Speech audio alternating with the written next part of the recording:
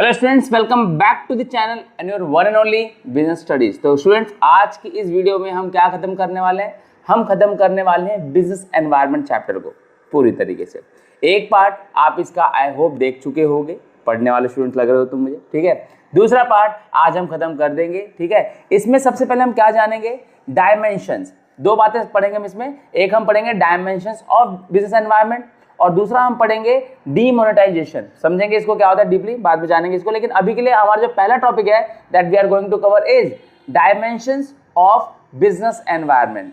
अब dimensions of business environment से पहले हमें जानना जो जरूरी है वो है डायमेंशंस। डायमेंशंस का क्या मतलब है? डायमेंशंस का अगर मैं सिंपली बात करूं तो लंबाई, चौड़ाई, ऊंचाई, लेंथ, ब्रेड्थ, हाइट, है ना। यानी जैसे आपका फोन है, इसके अगर मैं डायमेंशंस पूछूं तो आप बताओगे कि इसकी स्क्रीन इतनी लंबी है और इतनी चौड़ी है, समझ रहे हो? This called dimension. तो इसी तरीके से बिजनेस एनवायरनमेंट का जो फील्ड है वो कहां कहां तक फैला है, कितनी लंबाई है इसकी, कितनी चौड़ाई है, कितनी ऊंचाई है, यानी आप कह लो कि एरिया दैट इट कवर्स, है ना। तो डायमेंशन यानी जो बिजनेस एनवायरनमेंट है उसकी लंबाई कितनी दूर तक है, चौड़ाई कितना एरिया कवर कर रहा है, हाइट। मेरा मेन पर्पस आपको डायमेंशन का मतलब बताना था। डायमेंशन आपको समझ में आ गया। तो बिजनेस एनवायरनमेंट की डायमेंशंस क्या होती हैं कि आपका जो बिजनेस एनवायरनमेंट है वो किन किन बातों पर निर्भर करता है, ये कितनी चीजों का उसके ऊपर इफेक्ट पड़ता है। समझ गया? तो चलो बिना किसी देरी के शुरू करते हैं। जैसे यहाँ पर बताया हुआ है, it means all the factors, forces and institutions which have direct और इनडायरेक्ट इन्फ्लुएंस मतलब effect over the business transaction. यानी बिजनेस में होने वाले ट्रांजेक्शन्स के ऊपर इन ये फैक्टर्स हैं जो डायरेक्टली या इनडायरेक्टली अफेक्ट करते हैं, उनको बोलते हैं, क्या बोलते हैं उनको बोलते हैं डायमेंशंस ऑफ बिजनेस एनवायरनमेंट। देखो सबसे पहले नंबर पे आता है जनरल एनवायरनमेंट। भैया जनरल जो है ना, सुनने में जितना सामान्य लगता है ना भाई उतना ही खतरनाक है। ये उतना ही खतरनाक पता है किस लिए? क्योंकि इसका कोई सर पैर नहीं होता। जनरल सामान्य, तो सामान कुड बी एनीथिंग। अब जैसे कोई स्पेसिफिक टर्म यूज हो जाए तो हमें पता है कि हाँ भाई ये पर्टिकुलर चीज होगी, इसके रिगार्डिंग की बात चल रही है, इसके कॉन्टेक्स्ट में बात चल रही है। अब जनरल में सब कुछ आ जाता है, समझ रहे हो? तो यहां पर जो जनरल है सुनने में जितना ही सिंप्लीफाइड लग रहा है उतना ही कॉम्प्लेक्स है। यानी मार्केट में होने वाला कोई भी चेंज किसी भी तरीके का वो बिजनेस को अफेक्ट कर सकता है, समझ रहे हो? तो बिजनेस एनवायरनमेंट की डायमेंशन का पहला पार्ट है हमारा general environment, which means business में होने वाले कोई भी चीज, कोई भी डिमांड आ सकती है ना। अब डिमांड आ गई तो सप्लाई करनी पड़ेगी बिजनेस को। बात समझ में आ रही है? तो ये अगर कोई बंदा, अगर कोई बिजनेसमैन अच्छे से बिजनेस को स्कैन करके चलता है तो जनरल एनवायरनमेंट ये होता है कि भाई कुछ भी चेंज आएगा ना तो वो पहले से अपने आप को उस सिचुएशन के लिए प्रिपेयर कर लेगा। लेकिन अगर उसने स्कैनिंग नहीं कर रखी है, अगर उसने उसका एनालिसिस नहीं कर रखा है तो भैया वो फंसने वाला है। समझ आ रही बात? देखो, it is the most important dimension as the businessman has no control over these factors. क्या बताया मैंने? कोई कंट्रोल नहीं होता, एकदम से हो जाता है। देखो मान लो उर्फी साहब है, तुमने देखे ना इन्फ्लुएंसर, भाई साहब वाहियात, कतई वाहियात कपड़े पहनने लग जाते हैं। लेकिन मान लो उसको देख के लड़कियों ने उसका फैशन फॉलो करना शुरू कर दिया, तो अब जो बिजनेसमैन है, जो फैशन इंडस्ट्री में लोग हैं, उनको बनाना तो पड़ेगा। समझ में आ रही बात? और ये आउट ऑफ नोवेयर हो गया। अरे भाई बोरी की जीन्स आ रही है, जो जूट की बोरियां होती है ना उससे जीन्सें बन रही हैं, उससे कपड़े बन रहे हैं। अब क्या करें? जो फैशन इंडस्ट्री के लोग हैं उनको बनाना तो पड़ेगा ना। तो ये कहां से किसी सोचा भी था कि बोरियों का फैशन आएगा कभी?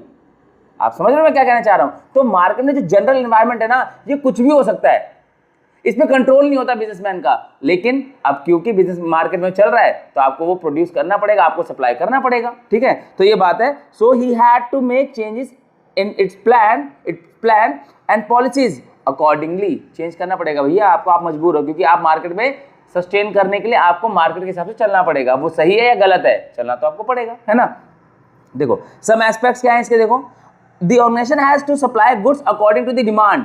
जो डिमांड होगी उसके अकॉर्डिंग सप्लाई करनी पड़ेगी इन दी मार्केट में। When a businessman is able to scan the environment properly they can arrange resources accordingly. जब वो स्कैन कर लेते हैं बिजनेस को तो अकॉर्डिंगली जो नीड होती है वो सप्लाई कर सकते हैं। अब बोरी का फैशन आ गया तो भैया बोरियां कलेक्ट करनी पड़ेंगी, खरीद के लानी पड़ेंगी, ढूंढने पड़ेंगे वो लोग या वो कंपनी जिनके पास बोरियां पड़ी होंगी, समझ रहे हो? तो अकॉर्डिंगली अगर मार्केट कैसे होगा, ये जब मार्केट के बारे में पता है कि मार्केट में क्या डिमांड चल रही है तो उसको सप्लाई करने के लिए जो भी रिसोर्सेज चाहिए होंगे वो सारे अरेंज कर पाएंगे। तो इंपॉर्टेंट है, ठीक है।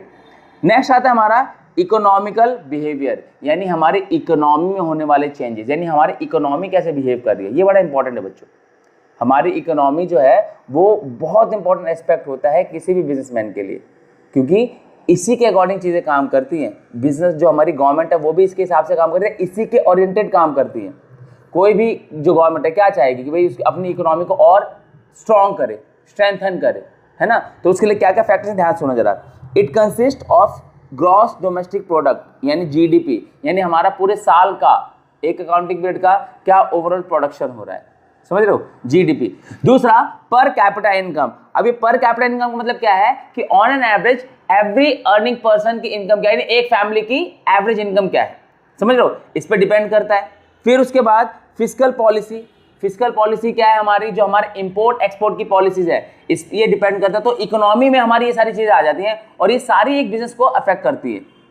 अगर for example gross domestic product है ना, अगर हमारे कंट्री के रिसोर्सेज बहुत बढ़िया है तो हम प्रोडक्शन कर पाएंगे। प्रोडक्शन कौन करेगा, बिजनेस ही करेगा, है ना। किस चीज़ की नीड है, हमारी जीडीपी जो किसी भी चीज़ का प्रोडक्शन हो रहा है वो हर एक पर्टिकुलर सेगमेंट के प्रोडक्शन को दिखाते हैं, है ना। तो किस सेक्टर में नीड ज़्यादा है, ठीक है, कहाँ पे हमें जो अपनी इन्वॉल्वमेंट है वो दिखानी है, दिखानी नहीं है। पर कैपिटा इनकम कैसे होगा कि भैया जिस एरिया में तुम रह रहे हो या जिस कंट्री में तुम रह रहे हो, अगर वहाँ के लोगों की बाइंग कैपेसिटी अच्छी नहीं है तो तुम बनाओगे किसके लिए।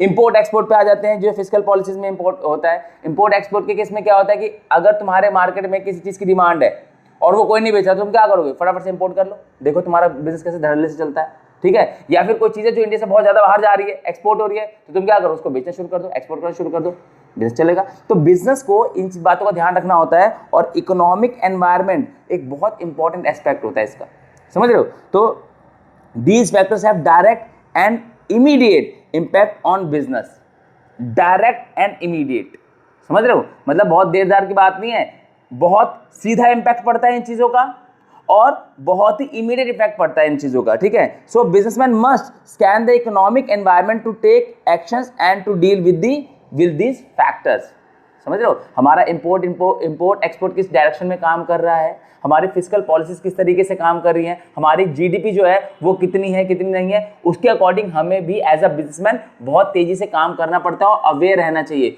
वरना आप जो फर्स्ट मूवर एडवांटेज मिलना चाहिए था वो आप लास्ट मूवर हो जाओगे और जब सारा का सारा प्रॉफिट जा चुका होगा ना बिजनेस से, तो तुम बस उस प्रॉफिट की पूंछ पकड़ के रह जाओगे, समझ रहे हो। तो इसलिए एक बिजनेसमैन के लिए बहुत इंपॉर्टेंट है इकोनॉमिकल बिहेवियर का से अवेयर रहना, ठीक है।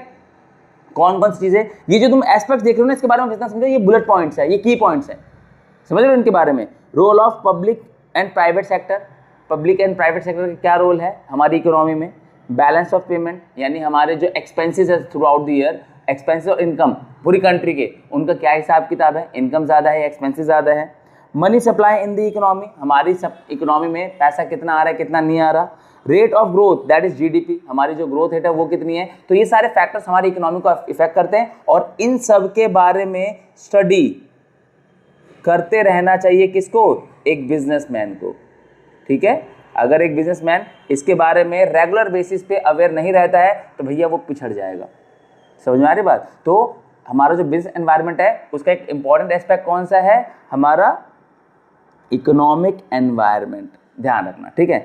नेक्स्ट बात आती है हमारी सोशल एनवायरनमेंट में, है ना। अब सोशल मतलब क्या, सोसाइटी, सोसाइटी मतलब क्या, समाज। अब समाज में क्या इंपॉर्टेंट है, समाज में रहने वाले लोगों का टेस्ट, समाज में रहने वाले लोगों का माइंडसेट, ठीक है, उनकी प्रेफरेंसेस, उनका ट्रेडिशन, उनका कल्चर, क्योंकि हमारी सोसाइटी में कल्चर तो अलग अलग है ना भाई, समझ में आ रही बात। तो आपको ये देखना पड़ेगा, आपको मार्केट यानी हमारे कल्चर को, हमारी सोसाइटी को एनालाइज करना पड़ेगा कि हमारी सोसाइटी में चल क्या रहा है, कौन क्या डिमांड कर रहा है, समझ रहे हो आप। फॉर एग्जाम्पल आप बिहार साइड जाओ तो आपको लिट्टी चोखा ज़्यादा मिलेगा, आप असम साइड जाओ आपको मोमोज ज़्यादा मिलेंगे, है ना। आप जगह चेंज करो, दाल बाटी चूरमा सुना होगा आपने राजस्थान का, तो ये ट्रेडिशनल कल्चर है हमारा, समझ में आ रही बात। अब आप उठ के वहां से दिल्ली में आ गए और दिल्ली में आए, आप बिहार से दिल्ली में आए और आपने देखा कि भाई यहाँ पर जो बिहार के लोग हैं उनकी जो पॉपुलेशन बहुत ज़्यादा है, तो क्यों ना उनको वैसे टेस्ट यहाँ पर दे दिया जाए, समझ लो, इसे कहते हैं अवेयरनेस।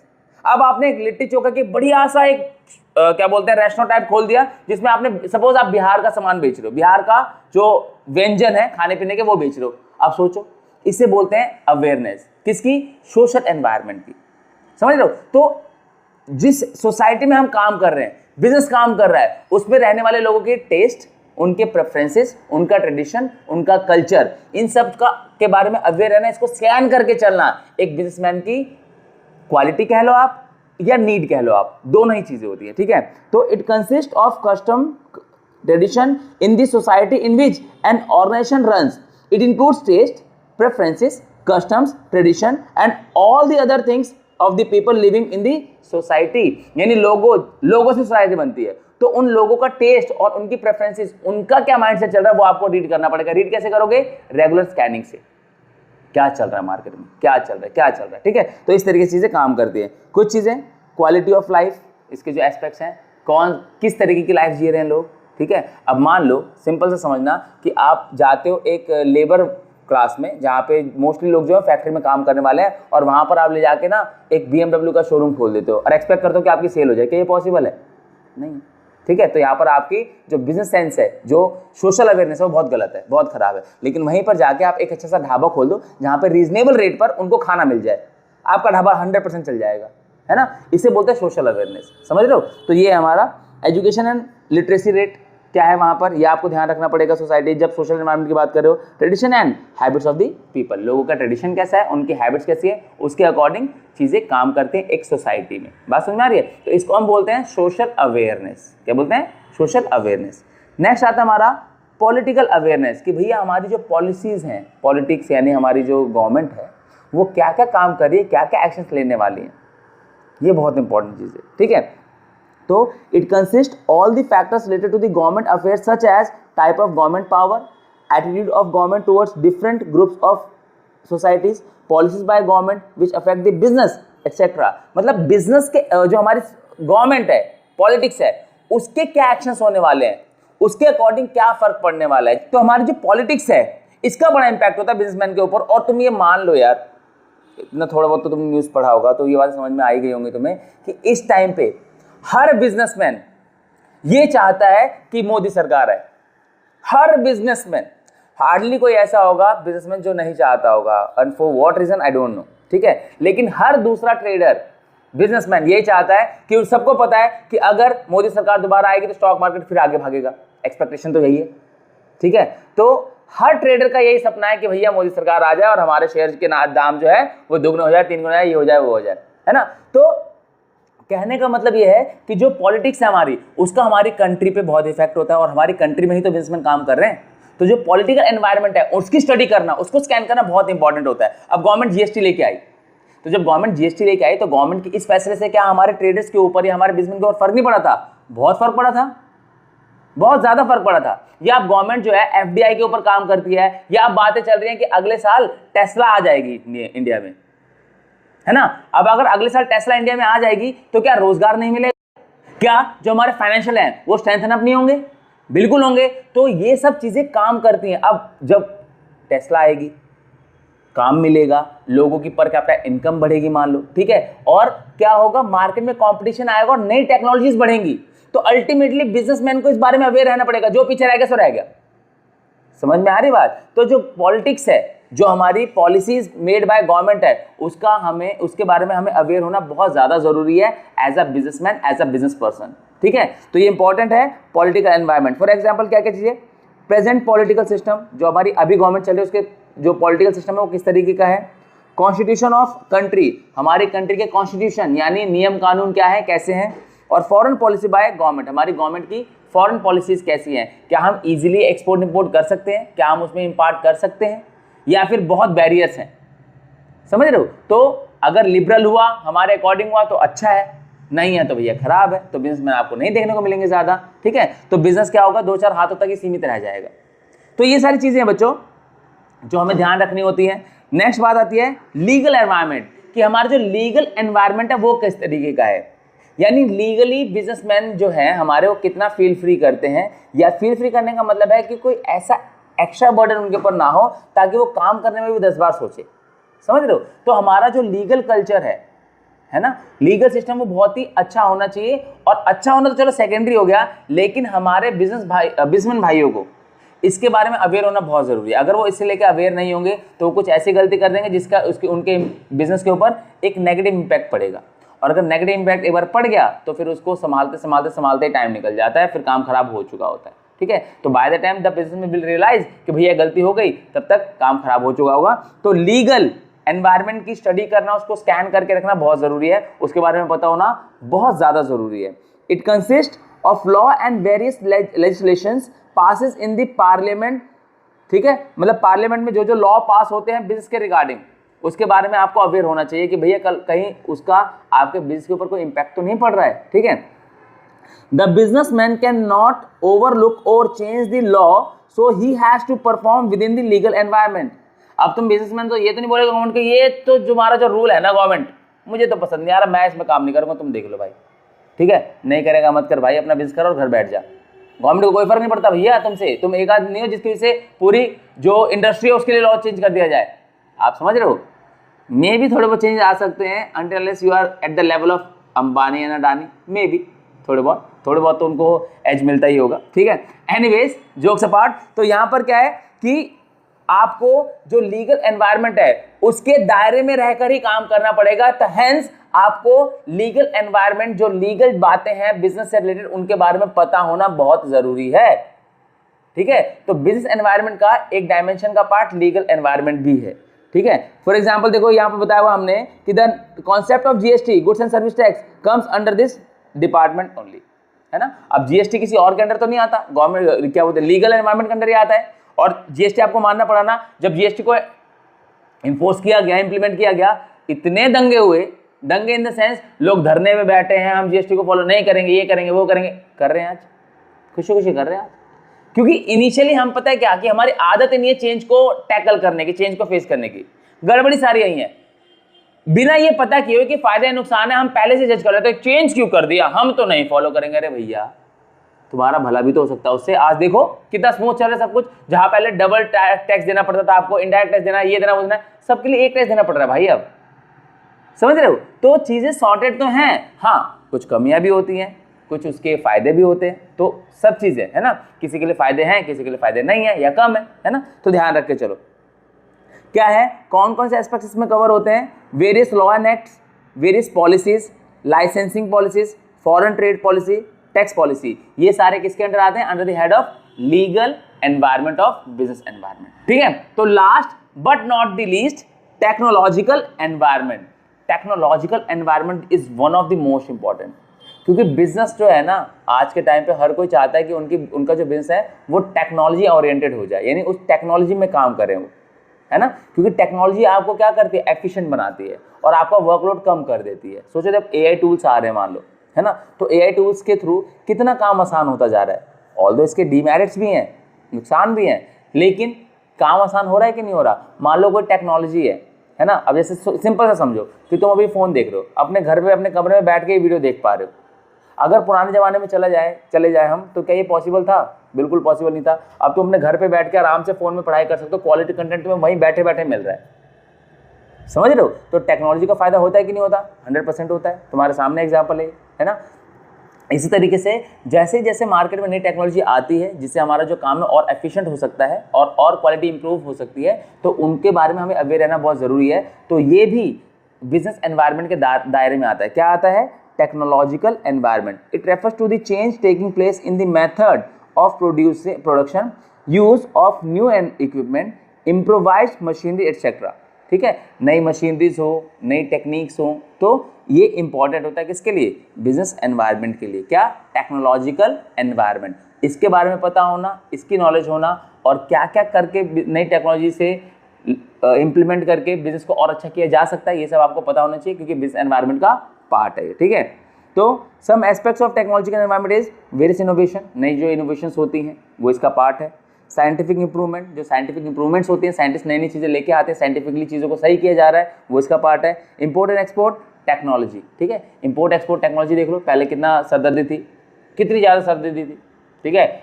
जहाज़ों से, पानी के जहाज़ों से जाते अभी भी हैं, लेकिन उसी की टेक्नोलॉजी इंप्रोवाइज कर दी और कितना आसान हो गया, लाइफ कितनी ईजी हो गई, ठीक है। तो ये हमारा टेक्नोलॉजिकल एनवायरनमेंट। तो ये 6 एस्पेक्ट थे, यानी ये 6 डायमेंशंस थी किसकी, बिजनेस एनवायरनमेंट की।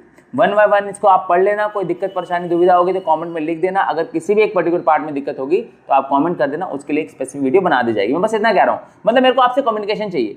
अगर आपको समझ में आ रहा है तो बता के मोटिवेट करते रहो, और अगर नहीं आ रहा है तो बताओ, ताकि उसको इंप्रोवाइज किया जा सके, आपके डाउट्स और क्लियर किए जा सके। है ना, क्योंकि scope of improvement is always there, ये बात आप मान लो और समझ लो, ठीक है। तो कोई दिक्कत परेशानी हो तो लिख देना कमेंट में। तो अब last but not the least हमारा टॉपिक है डीमोनेटाइजेशन। बच्चों डीमोनेटाइजेशन क्या होता है, सिंपल से समझना। डीमोनेटाइजेशन ना तुम्हारे सामने ही हुआ है, मे बी आप इसके लिए अवेयर हुए होगे या नहीं हुए मुझे एग्जैक्टली नहीं पता, लेकिन डीमोनेटाइजेशन ना आपके सामने की बात है। हो सकता है उस टाइम तुम इतनी छोटी क्लास में हो कि तुमने इसके बारे में जानना सही भी नहीं समझा और तुम्हें फर्क भी ना पड़ा हो, लेकिन सुना याद है एक बात आई थी, बहुत हवा उड़ी थी कि नोट बंद हो गए, आज से 500 और 1000 के नोट बंद हो जाएंगे, पुरानी बात है। और नई की अगर बात करूं तो अभी पिछले ही साल की बात है, पिछले साल में हमारे 2000 के नोट बंद हुए। 2000 के नोट बंद हुए हैं मतलब क्या कि अब 2000 के नोट मार्केट में एक्सेप्टेबल नहीं है, नहीं चलेंगे, है ना, लीगली एक्सेप्टेबल नहीं है, लीगली नहीं है, बात समझ आ रही है। तो बात ये उठती है कि ऐसा क्यों। अच्छा उससे पहले मैं तुम्हें समझा देता हूं। देखो डीमोनेटाइजेशन का मतलब क्या बताया मैंने तुम्हें कि जो नोट्स हैं वो अब लीगली मार्केट में एक्सेप्टेबल नहीं है, ठीक है। एक एग्जांपल दिखाता हूं तुम्हें। देखो जब डीमोनेटाइजेशन हुआ था ना तो उस टाइम पे मैंने ये नोट्स ना इंटेंशनली बचा लिए थे कि इन फ्यूचर कभी काम आएगा, बट मुझे ये नहीं पता था कि तुम्हारे काम आएगा, तुम्हें समझाने के काम आएगा। ये देखो 1000 का नोट दिख रहा है कैमरे में, ये 1000 लिखा हुआ ना इसके ऊपर। अब ये समझो 1000 का नोट तुमने देखा है, चलाया कभी तक मार्केट में है, ये देखो। फिर ये देखो गांधी जी इस पे भी हैं, दिख रहे हैं। और ये 500 का नोट, 500 का ये वाला नोट देखा तुमने, ये वाला देखा, देखो ये वाला नोट तुमने नहीं देखा होगा, 100% नहीं देखा होगा तुमने, ये आपने उस टाइम पे देखा होगा अगर तुम उस टाइम अवेयर होगे तो, ठीक है। तो ये जो नोट्स है ना ये आज की डेट में मार्केट में आने बंद हो चुके, 500 और 1000 के नोट बंद हो चुके मार्केट। 500 का नोट अभी भी है लेकिन ये वाला नोट नहीं मिलेगा।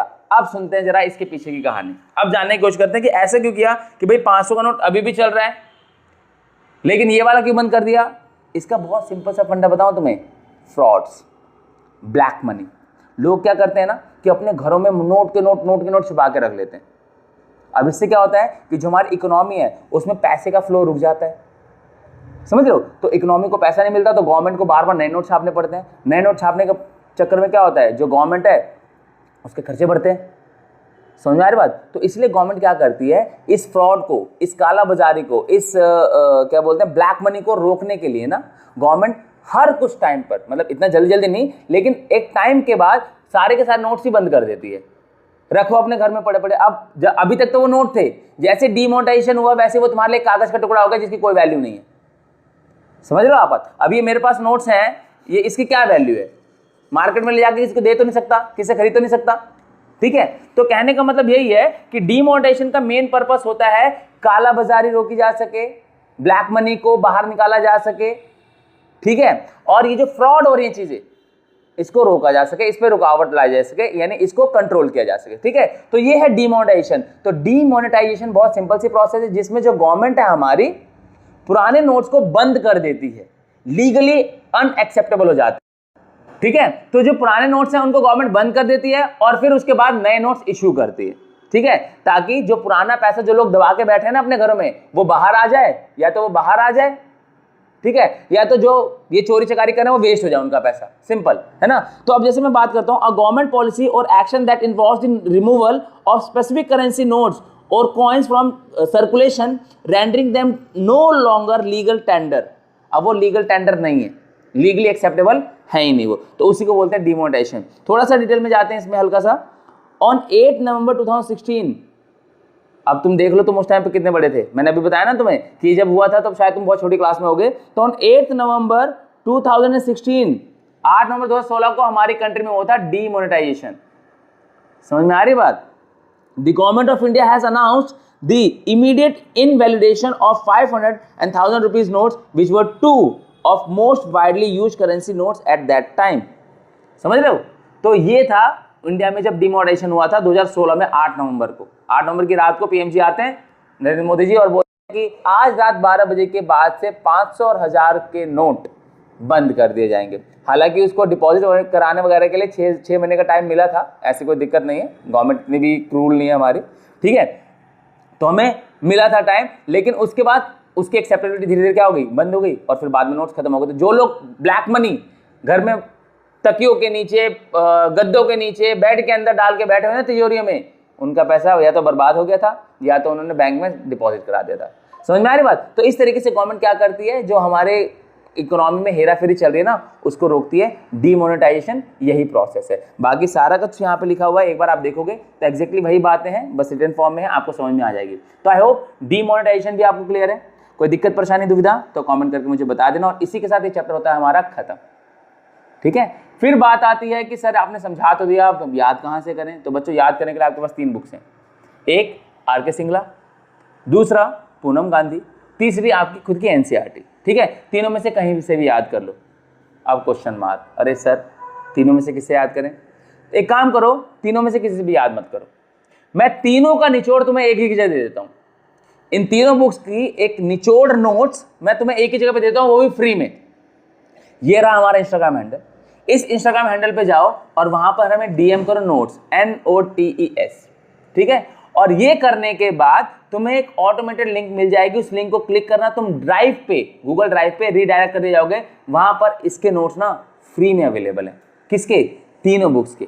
जो कंफ्यूजन थी ना किससे पढ़े, तीनों में से किसी से मत पढ़ो, इन नोट से पढ़ो। पूरा एक कलेक्टेड नोट्स तुम्हें मिल जाएंगे, यहां से समझो, वहां से याद करो, एग्जाम में फोड़ दो, कोई दिक्कत वाली बात नहीं। समझ में आ रही बात? तो आई होप तुम्हें समझ में आया होगा। कोई दिक्कत होगी, कोई परेशानी होगी, कोई प्रॉब्लम होगी तो मेरे को शेयर कर देना, कमेंट कर देना। अगर वीडियोस अच्छी लग रही हैं तो अपने दोस्तों के साथ शेयर करो, लाइक करो, चैनल पे अगर नए हो तो सब्सक्राइब करो। ठीक है, मिलते हैं अगली वीडियो में एक नए टॉपिक, एक नए चैप्टर के साथ। Till then take care of yourself. This is Pankaj Rai signing out.